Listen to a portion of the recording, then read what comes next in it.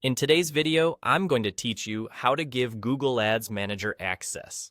If you manage multiple accounts or collaborate with an agency, setting the right access level keeps your campaigns secure and your workflows smooth. We'll move through the platform confidently, make the permission change, and wrap up with a few practical tips so you know exactly what you changed and why it matters. Start by opening your Google Ads account.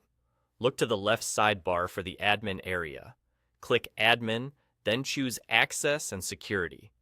This is the central place for controlling who can do what in your account, and it's where you'll review, add, or change permissions.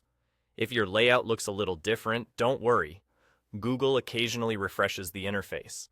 The option may appear as a shield icon or within a settings section, but the wording Access and Security is consistent and leads you to the same permission controls.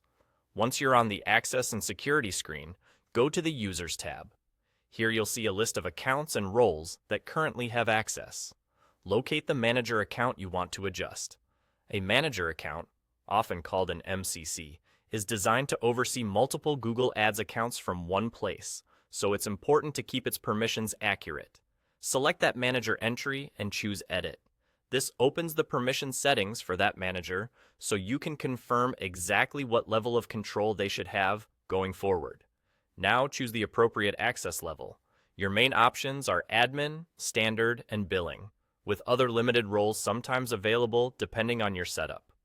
Admin provides full control, including user management and account settings. Reserve this for trusted owners who need complete oversight. Standard is best for people who manage campaigns and budgets day to day, but don't need to change high-level account access.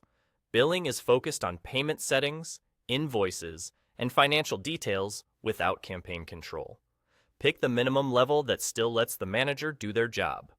After you make your selection, the platform updates the permission accordingly. Take a moment to double-check that you adjusted the correct manager account and that the role reflects what you intend. That's all. A quick recap.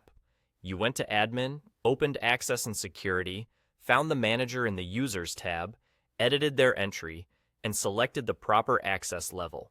As a best practice, review these settings periodically, especially after team changes or agency transitions, to keep your account secure and responsibilities clear.